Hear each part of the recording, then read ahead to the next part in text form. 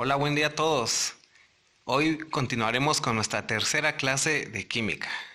Yo soy el profesor Jonathan y vamos a empezar ahora con nuestro octavo tema, que habla sobre la tabla periódica.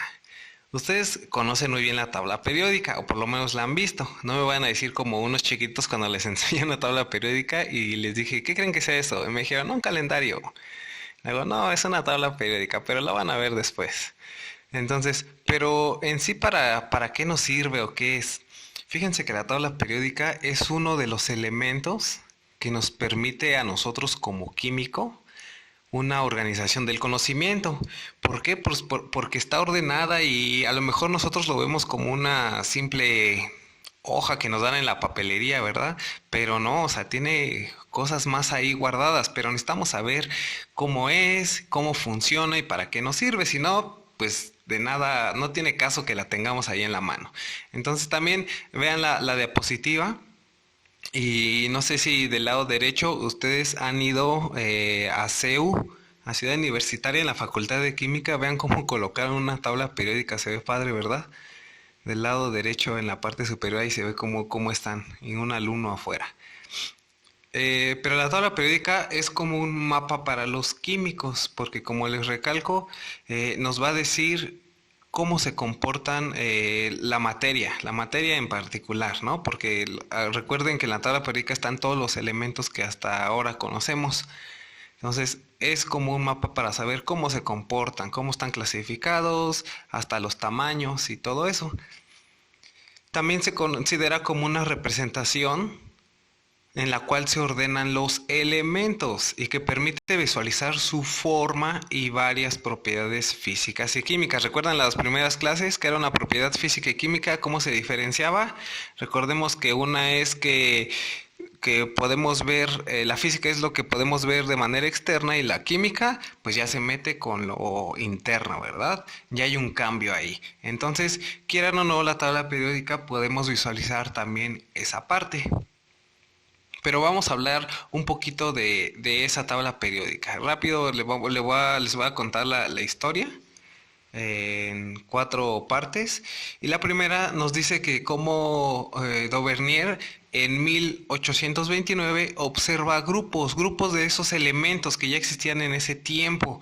Vean, enfóquense por favor ahí en la imagen donde dice, bueno, la diapositiva dice cronología de la tabla periódica y en la imagen del lado izquierdo en la de abajo o casi en medio hay una tablita, ahí coloqué una tablita. Y vean, vamos a visualizar primero las dos columnas donde dice elemento y peso atómico. Y tenemos al cloro, al bromo y al yodo. ¿Ok? Vean su peso atómico. Es 35, 80 y 127. Ustedes van a decir, ¿y eso qué me dice? ¿No? O sea, no, yo no le veo nada de parecido. Pero hagan este cálculo, a ver si son buenos mentalmente o si tienen una calculadora a la mano. Vamos a sumar. ¿Cuánto es o cuánto suma 127, que es el peso atómico del yodo, más 35? ¿Eso cuánto es? ¿Ya lo sumaron? Nos da 162. Y si ese 162 lo dividimos entre 2, 162 entre 2 es lo mismo que 81. Entonces observen cómo el bromo está muy cercano a ese valor, que le ponen como 80. Ahora vámonos a las otras dos columnas, y donde está el litio, el sodio y el potasio, y vuelvan a hacer la misma técnica. Sumen 39 más 7, o sea, el primero y el último, o el primero y el tercero. 39 más 7 nos da una suma de 46. ¿Y cuántos 46 entre 2? 23. Y vean, este sí coincide con el peso atómico del sodio. Y el tercero lo mismo. Si ustedes suman 137 más 40, ¿eso cuánto es? Eso nos da 177. Ahora divídanlo entre 2, ¿vale? Y vamos a llegar también al valor del medio que sería el estroncio. Eso es lo que se dio cuenta Dauvernier. Qué interesante, ¿verdad? Y eso le llamó las triadas. O sea, observaba que cada tres elementos tenían características parecidas, o en este caso, que el promedio aritmético de dos elementos me daba ese tercero. Ajá, hablando del peso atómico. Ahora llega Alexander Newlands en 1864 y ordena los elementos conocidos en ese tiempo, pero los ordena igual por pesos atómicos. Estamos hablando de pesos. Pesos, pesos, pesos. Recuerden que la clase pasada vimos que un peso atómico se representaba con la letra A y que Z era el número atómico, ¿ok? Z, número atómico, A, peso atómico. Entonces ellos se estaban guiando por esa parte y veía que eran crecientes. Y esos grupos de familia que compartían propiedades similares entre sí los clasificó en periodos de 8 elementos. Y ahí tiene un arreglo característico que vean la imagen derecha inferior y dice que es el tornillo de Sean Curtis, y vean cómo se relacionan esos elementos, parece como un tornadito, ¿no? El de espiral, o sea, el tornillo, y van teniendo unas características que los van ordenando de esa parte. Y ahí entraban también las tríadas de Dauvergne. Entonces, eso es lo que hace Newland y se le llama ley de las octavas. Ahora, llega Mendeleev y nosotros lo conocemos bien y a la par con Meyer, descubrieron y propusieron ya lo que es la tabla periódica. Pero lo más chistoso es que en ese tiempo solamente se conocían 63 elementos. ¿Ahorita cuántos tenemos? ¿Quién nos responde? Exacto, 118 son los que conocemos, pero en ese tiempo había 63. Entonces, los dos, cada quien, ahora sí que por su lado, empiezan a ordenar una tabla periódica. Sin embargo, pues Mendeleev es el que pues la obtiene primero y la publica, ¿no? Por eso se le acredita a él. Y está del lado izquierdo, ahí se ve un registro de cómo era la tabla periódica en ese tiempo. ¿Vale? Y ahora se descubre y descubre más elementos hasta que llegamos a la tabla periódica actual o a la moderna. Y esto gracias porque Mendeleev en su tabla periódica deja espacios donde él predice que va a haber más elementos y que él asegura que van a estar ahí, dicho y hecho. Ajá. Y es como se obtiene la tabla periódica actual. Ahora dice que ¿cómo se está ordenada la tabla periódica de hoy en día?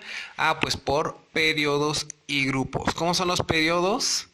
Los que están, las filas en este caso, o las agrupaciones de forma horizontal, o sea, de izquierda a derecha. Esos son los periodos. ¿Y cuántos periodos hay en la tabla periódica? 7.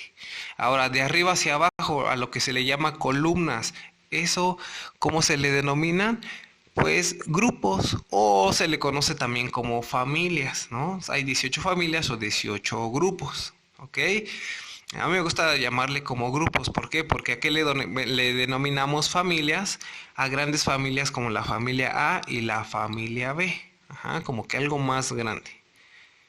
¿Y cómo está ordenada? Esto sí, apréndanselo, cómo está ordenada la tabla periódica por número atómico. Recuerden que todas las anteriores era por peso atómico, esta no, esta es por número atómico, porque luego esto se los preguntan en el examen.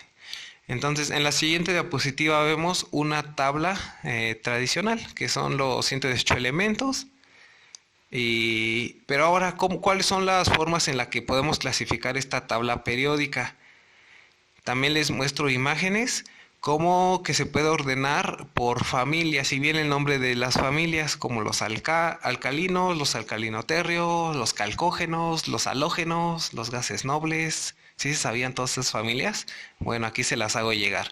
Otra forma de clasificarlas es por no metales, metales y metaloides, como se alcanza a ver en esta imagen. Chequen que el hidrógeno está del lado izquierdo, del lado de los metales, sin embargo es el único no metal que se encuentra ahí. Entonces del lado izquierdo son metales, del lado derecho no metales. Y otra clasificación es por el tipo de orbitales que tiene. Recuerdan que vimos las diapositivas de modelos atómicos cuando descubren el primer nivel de energía, después los órbitas, luego más bien las órbitas en el nivel de energía, luego los orbitales que eran S, P, D y F. ¿Ok? Ese es un arreglo en cómo giran los electrones. Entonces, también podemos ver eso en la tabla periódica. ¿Ya vieron cómo la tabla periódica entonces sí nos dice muchas cosas?